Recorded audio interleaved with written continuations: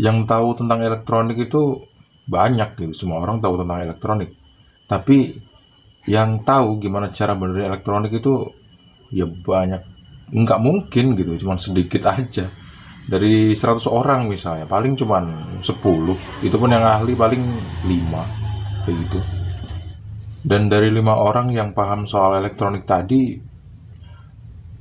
biasanya sih mereka ada persaingan gitu. Bisa jadi dua diantaranya tuh nggak cocok sama 3 orang yang lainnya, dan antara keduanya tuh saling serang dalam arti menganggap cara servisan orang lain itu buruk gitu, nggak sebagus dia.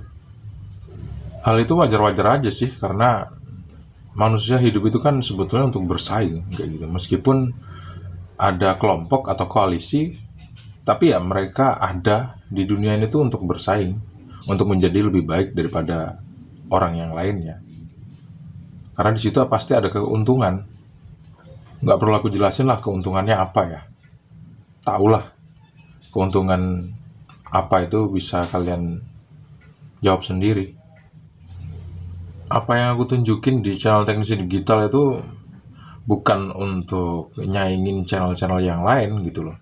Nggak ada niatan seperti itu. Meskipun kodratnya manusia dilahirkan untuk bersaing gitu ya. Tapi sepenuhnya gue sadar gitu. Kalau misalnya berteman tuh lebih baik dan lebih menguntungkan gitu, kenapa harus ngambil opsi untuk menjadi lawan atau memilih lawan seperti itu? Ya jujur, sering memang ada yang menganggap kalau misalnya kita membuat konten itu dianggapnya kita menggurui gitu, atau kita tuh menipu, lagi ada upaya untuk membohongi publik gitu. Padahal nggak kayak gitu. Ada sih beberapa orang yang nganggap seperti itu gitu, seolah seperti orang yang lagi bercermin gitu. Sebetulnya yang membohongi publik itu bisa jadi dia gitu. Tapi komentar-komentar kayak gitu nggak pernah aku tanggapin sih gitu. Kalaupun memang terpaksa aku harus tanggapin, aku minta dia untuk bayar gitu, untuk ngelihat apa yang aku sampaikan sama dia. Tentunya ya ada biaya yang harus dikeluarkan gitu. Konsepnya sih nyervis elektronik itu sebetulnya mudah, nggak susah-susah amat, karena kita cuman butuh mencari bagian mana yang rusak, habis itu kita ganti bagian yang rusak itu. Udah, selesai. Dapat duit kita. Tapi ya yang namanya cari barang yang rusak itu agak susah sih. Kadang kita sampai berminggu-minggu untuk ngerjain satu perangkat gitu. Bayangin aja kalau misalnya kita kerja berminggu-minggu tapi dibayarnya cuma recehan gitu. 5.000, 7.000, 15.000, yang nggak balik modal.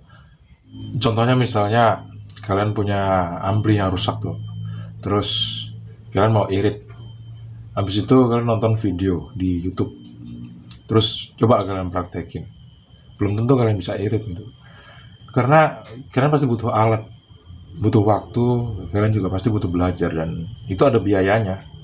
Dan biayanya itu kalau misalnya mau kalian hitung, itu pasti mahal.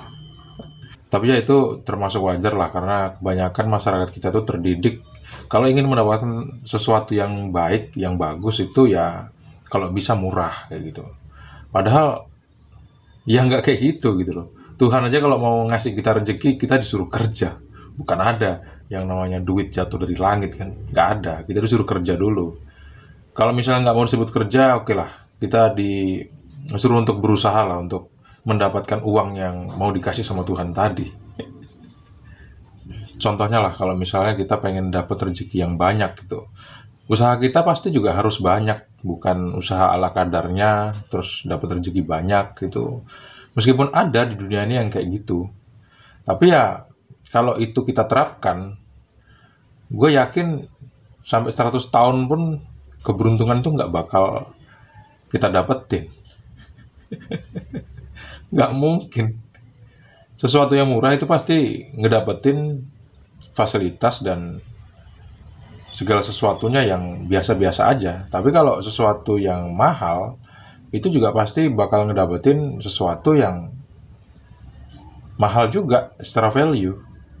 Dan aku rasa bukan tanpa alasan sih, Tuhan tuh ngasih surga itu berlapis gitu. Ada surga yang untuk orang puasa, ada surga yang untuk orang sedekah, dan lain-lain gitu. Dengan fasilitas yang juga beda gitu. Jangankan ke surga ya, kita pergi haji aja bayar guys, bayar, nggak modal dengkul gitu loh.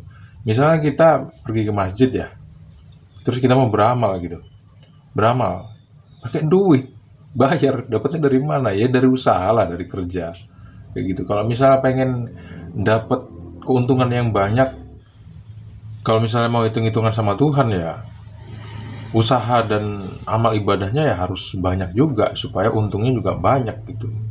Dan itu nggak bisa dinikmati, nggak bisa dibayar dengan recehan, harus dengan usaha yang benar-benar maksimal gitu.